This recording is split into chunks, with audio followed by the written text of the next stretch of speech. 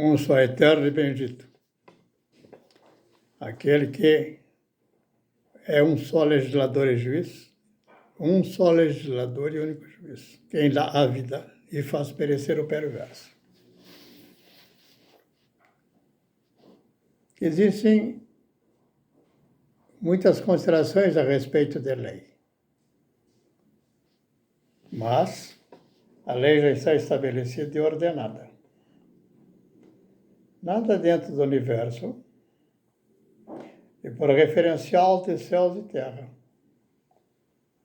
pode escapar da lei que rege todo vivente e o homem de maneira especial.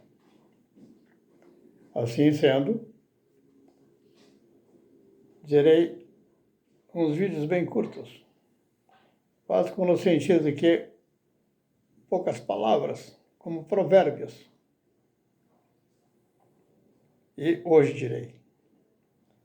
É perguntado um escriba, um doutor da lei, aquele que redigia, retranscrevia, segundo fé pública, com precisão de letra, o que continha num documento anterior que envelhecia.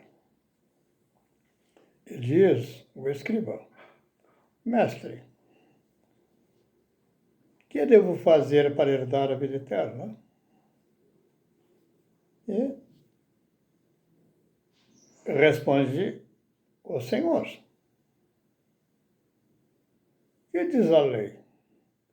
E como tu interpretas. Veja, estou dando uma conotação um pouco diferente da habitual. As palavras são as mesmas. A ênfase e a entoação em determinada forma do falar muda. Naquilo que era simplesmente a pergunta, ela se torna, por fundamento e princípio, uma afirmação.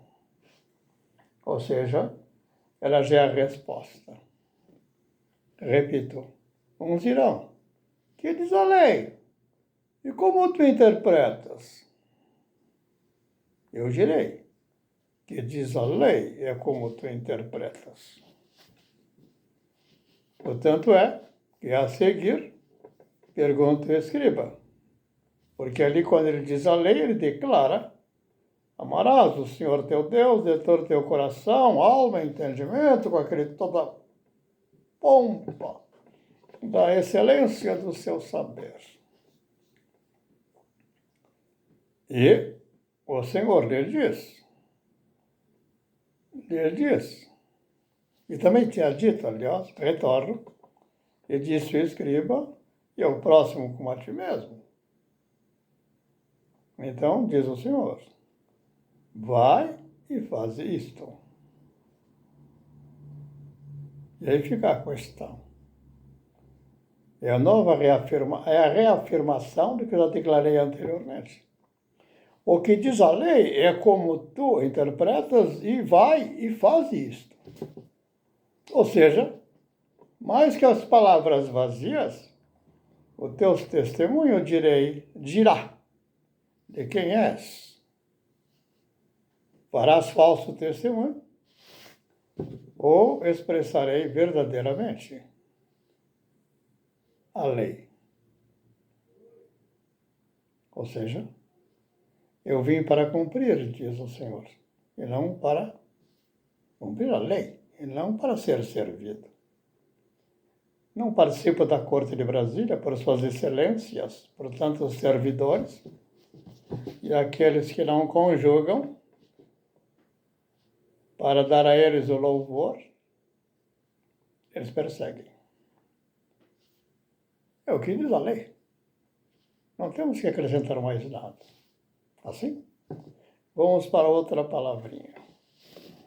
Vou tirar esta para dar a posição, ou a forma, as vestes de tipo provérbios.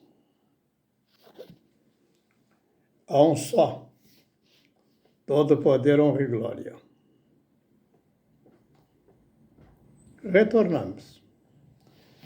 Já fiz uma citação a respeito das... Por que 3 tentações e não mais?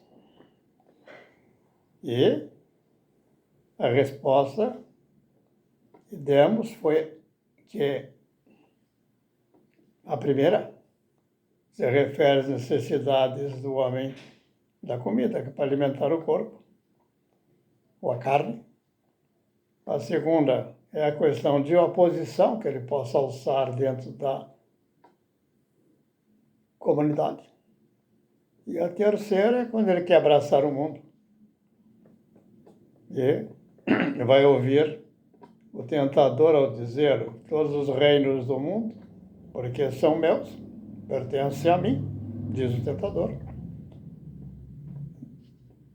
Se prostrado, me adorais. Então veja que a palavra adoração já está manifesta. Ou seja, das tentações, abraçar o mundo, a tua busca, a tua intento, com toda a tua força e poder, expressa a quem adoras. Não tem erro. Assim estará dito. A lei diz, como tu fazes. Dessa proposição vem a relação de que elas vão conduzir o homem a um estado de ansiedade. Sempre na tentação, num caminhar de ébrio, de um embriagado, querendo servir a 2 senhores. E diz o Senhor que não há possibilidade. Ou seja, a um só servirás. Então surgem os graus da ansiedade quanto ao comer, o beber e o vestir. Mas também está dito, não só de pão o homem viverá, mas de toda palavra que procede da boca de Deus.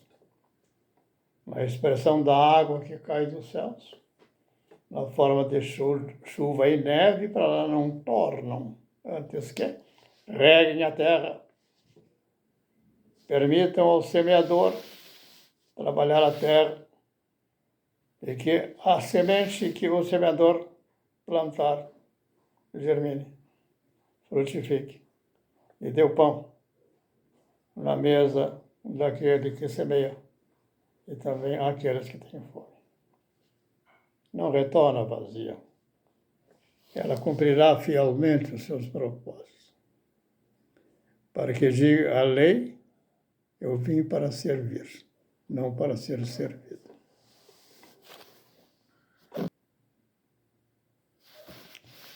Um só Altíssimo. É uma imagem importante, é a imagem de um homem, o Filho do Homem, na sua plenitude. Quando fala plenitude, você vai para palavras de São João, ele liga a palavra plenitude à palavra, a plenitude dos tempos. Por que a palavra plenitude dos tempos? Os filósofos vão dizer, como se a mente humana fosse uma lousa rasa, que ali vai ser registrado por suas experiências, trazendo com a experiência o seu conhecimento e o seu saber.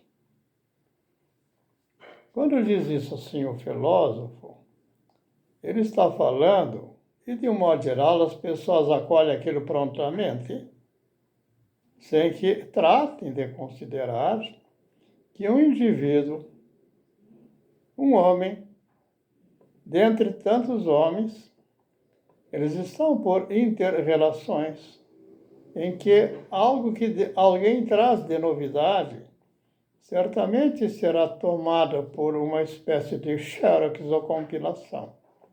Assim, as experiências de fato do homem, elas são acumuladas na sua história, nos seus relatos e nos seus contos. E atores independentes do tempo em que viveram, no tempo chamado de macronologia, todos eles tinham consciência e insuficiência quando alcançaram um grau de sabedoria dos mestres que lá falavam do que aqui estamos falando. Assim compreendido, o homem pleno é aquele que não tem mais um partido a defender. Não vai fundamentar as suas realidades, o seu viver, em se ter que se apoiar num partido como o do Pacheco, no PSD 55. Deploráveis. Ora, se assim compreendemos, é interessante que lá no milênios atrás,